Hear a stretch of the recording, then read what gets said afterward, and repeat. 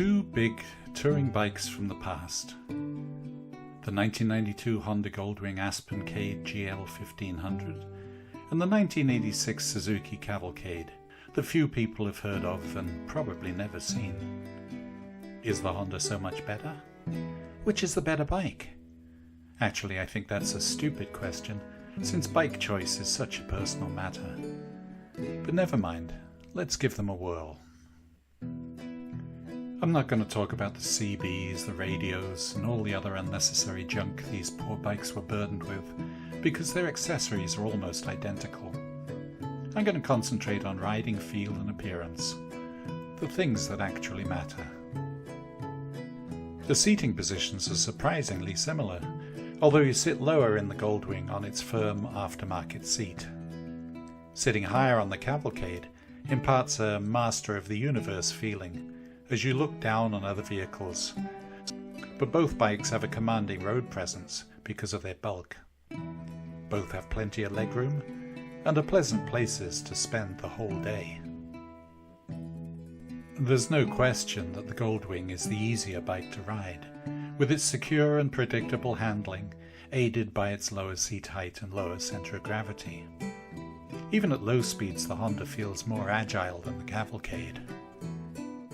The Cavalcade corners predictably and well, but it has to be managed. If the Goldwing is a well-sorted saloon car, the Cavalcade is an 80s pickup truck. It gets the job done, but it requires more rider input and attention. Is that a bad thing? Not necessarily. The Cavalcade is a more engaging machine. It depends on what you prefer. Of the two bikes, the Cavalcade provides the smoother ride.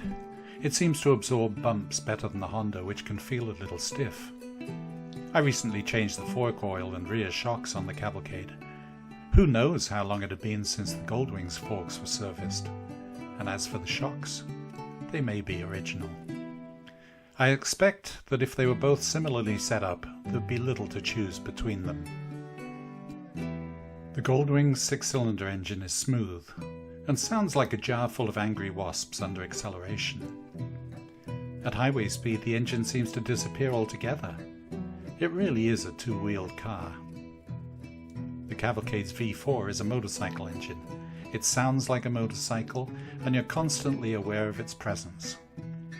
Despite being smaller, the Cavalcade's engine seems to develop more power at low revs, while the Honda needs to be spinning before really pulling hard. This may be more of an illusion than reality, as the Goldwing revs lower than the Cavalcade. At 100 kph, the Honda is spinning at 2800 rpm, while the Cavalcade is sitting at 3400. Both bikes are plenty quick, although the sense of acceleration is more pronounced in the Suzuki. After an hour or two, the Honda puts my right hand to sleep. I can't feel vibration through the bars, but it must be there. Both bikes have twin discs up front and a single rear disc, but while the Suzuki has a single piston caliper for each disc, the Honda has twin piston calipers all around. The Goldwing's rear and left front brakes are linked, with the foot pedal providing the primary stopping power, aided by the handlebar lever operating the right disc. The Cavalcade's brakes are not linked. Both systems work well enough. They're not up to modern standards, but they will slow these 800+ pound bikes effectively. Big bikes like this are beasts to handle in the garage, and here the Goldwing's reverse gear helps tremendously. Suzuki really should have used the same system. Both bikes show signs of low-speed drops with minor damage to the bodywork. If anything, the Cavalcade's bodywork is the thicker and more robust, especially the panniers and top box, which are substantial. The Goldwing GL1500 has an enviable reputation for reliability and durability. This one has been ridden over 180,000 kilometers and still feels like new. Despite being 6 years older, the Cavalcade's only gone 80,000 kilometers, but I see no reason to doubt that it too is capable of high mileage. So which is the best bike? On the basis of the handling, the known durability and that magic reverse gear, I'd have to give the nod to the Goldwing.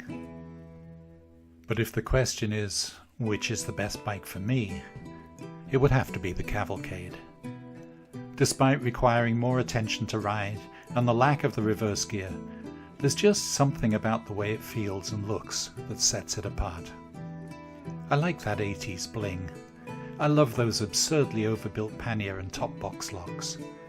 It reminds me of those huge, overblown American cars from the 60s. Fortunately, I have both, so I don't have to choose.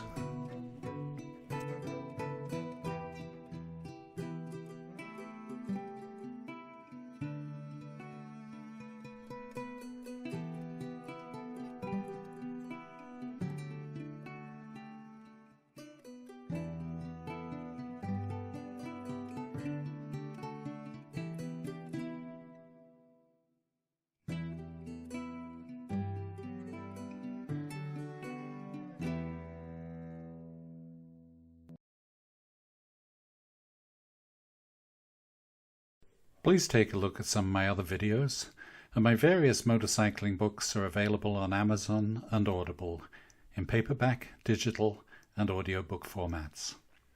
Thanks for watching.